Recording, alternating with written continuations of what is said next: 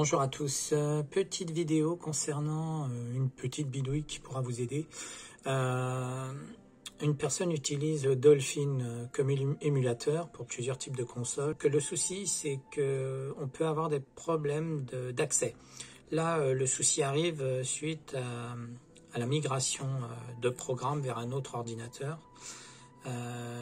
Et souvent, quand on veut réutiliser ce qu'on avait dans un répertoire avec tous les émulateurs, et ben on a des petits bugs comme cet iOS FS Fail to Rename Temporary FST File. Alors ce petit truc, j'ai vu des vidéos sur internet où ils montrent des bidouilles où on désactive les accès, les paramètres, la sécurité, l'antivirus, enfin bon, ça j'éviterai de faire ça. Là c'est juste un problème d'accès au répertoire. Donc c'est un problème d'accès au répertoire et pour passer outre cette fonctionnalité-là, donc on a bien cette erreur-là qui réapparaît 10, 15, 20 fois et on est obligé de valider pour pouvoir ouvrir le programme. Donc moi actuellement ici j'ai fait la modif, mais je vous conseille de faire comme je fais là, c'est-à-dire bouton droit, j'ouvre l'emplacement du fichier, je vais sur Dolphin ou ce que j'avais tenté sur une des deux versions et ça a fonctionné, j'ai lancé DSP Tools en administrateur et ensuite Dolphin Tool en administrateur et j'ai validé et une de mes versions la plus récente a fonctionné, sachant que le programme qui pose problème est sur, attendez si je me trompe pas, voilà, c'est ça, oui, ouais, l'émulateur de base, c'est ce programme qui s'appelle fst.bin. Ici il fait 2 kg. Dans une autre version, un logiciel Dolphin plus ancien, le fst.bin est plus gros, il fait 3 kg. Donc je ne savais pas pourquoi, mais il fallait toujours l'ouvrir en mode admin. Là, ce programme-là, je pouvais même le lancer sans être admin. Donc là, je pouvais le démarrer sans être admin. Mais bon, c'est pas le souci. Là, j'ai modifié les paramètres, bouton droit.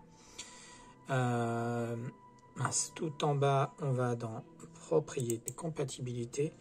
Non, je ne l'ai même pas validé en exécution en tant qu'admin. Donc, vous voyez, là, je vous montre un exemple. Je ne l'ai pas validé en admin. Je lance le programme et maintenant, celui-ci fonctionne. Voilà, il démarre. Il n'y a pas de message d'erreur, etc. Maintenant, si je voulais lancer l'autre, je fais la même chose. Mais c'est celui-ci qui me posait problème. Même en bidouillant les fichiers, j'avais toujours un blocage. Parce que c'est une version ancienne de Dolphin. Donc quand je vais dans compatibilité, vous voyez, il n'y est même pas. Pourquoi? Alors soit vous modifiez ça, comme ça, vous faites compatibilité et vous cochez exécuter en tant qu'administrateur et vous validez ça. Et votre programme va démarrer sans problème. Soit on passe outre. Et moi ce que j'ai fait, c'est que j'ai utilisé le bin de ce Dolphin-là qui est plus récent sur le Dolphin le plus ancien. Ce qui veut dire, c'est que voilà, je vais dans le répertoire, vous allez voir, ouvrir, hop, je vais dans User, je vais dans Oui, puisque c'est là où ça pose problème, et vous voyez, j'ai appelé l'ancien programme qui était le fst.bin en fst.hold, vous voyez, il fait 3K, alors que le fst.bin de la version plus récente, qui pose peut-être moins de problèmes de sécurité sous Windows 10, là, dans mon exemple, eh bien, il fonctionne sans problème. Donc vous avez deux choix, soit on prend le fst.bin d'un autre logiciel, soit, vous lancez le logiciel en mode administrateur. Et encore plus simple, mais bon, c'est vrai que c'est agaçant de le faire à chaque fois, c'est vous prenez votre programme, bouton droit, et vous faites exécuter en tant qu'administrateur. Et vous aurez plus le message d'erreur. Voilà, je préfère faire cette petite vidéo parce que j'ai vu des tutos sur Internet que plein de personnes voient, où on désactive les protections, les sécurités, l'antivirus, etc. Je ne conseille pas. Il vaut mieux bidouiller en faisant des choses proprement, c'est-à-dire en donnant des droits d'accès aux fichiers ou au programme.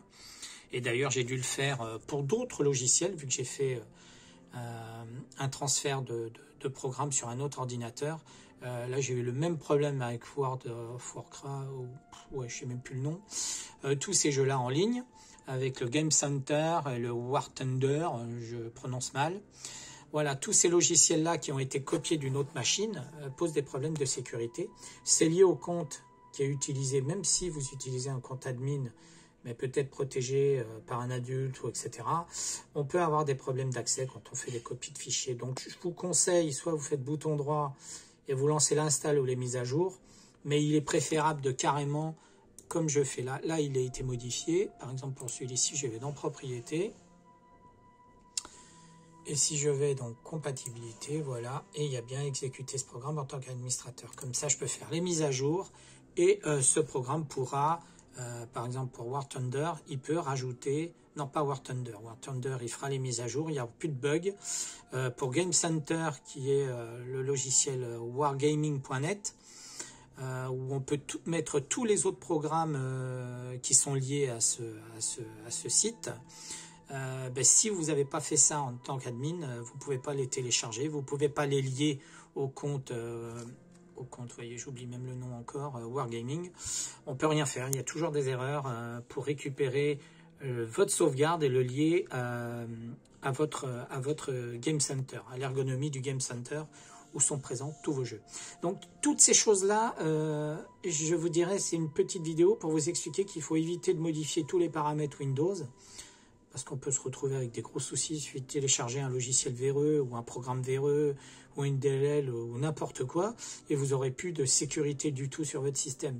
Donc il est préférable d'utiliser les méthodes que je viens de vous donner, que de faire du bidouillage sur un système Windows et ensuite vous retrouver sans protection. Voilà, à très vite pour une nouvelle vidéo.